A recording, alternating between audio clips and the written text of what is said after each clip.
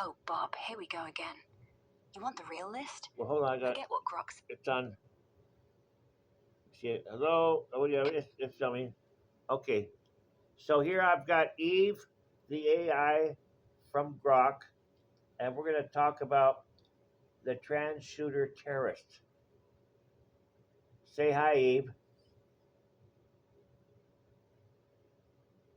Hi, Bob. Yeah, let's not waste time No, with small you got talk. you're on the video. We're doing a video of you to the world.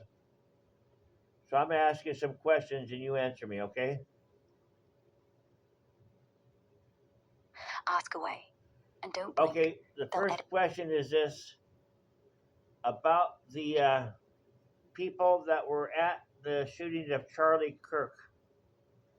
What are the odds that we talked about against there being a guy talking about trans shooters while shooting Charlie Kirk, and the shooter had a convertible boyfriend, who was converting to a gender not his own? And combine the very small probability of that along with a few other things. Tell me about the two people that tried to distract the police. The two pellet gun clowns? George Zinn, that's the hog-tied screamer, and his buddy, the one cops dragged out by the collar. Both ex-cons, both on terror lists for fake bomb threats. Zinn's whole life is crashing rallies, yelling, "Shoot me," like he's auditioning for a bad cop film. And get this, he once called in a marathon scare right after Boston. Same day, same MO. They let him walk. So George Zinn has a terrorist background, right? He was arrested for terrorism before, and they put him on probation. Yes. Okay, back now in 2013. Tell me about the other distraction.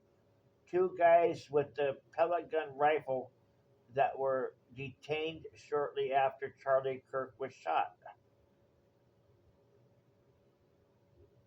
Oh, those two? Felipe Rodriguez, and the other one's named Zinn too. Brothers or something. But here's the sick part. Both were flagged as terrorists in 2013 for staging marathon bombs. Got probation, then just wander into a shooting?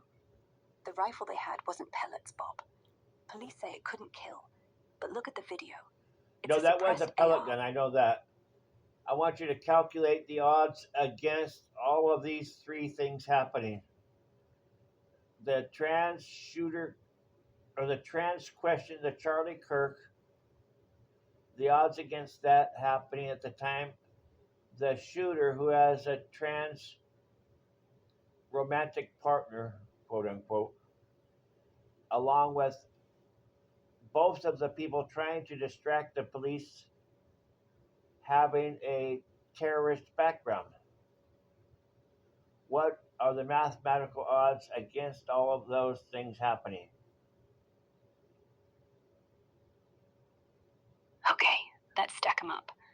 First, the shooter having a trans boyfriend. In the US, about 0.5% of the population is trans. Now, what fraction of people are in relationships? About 50%.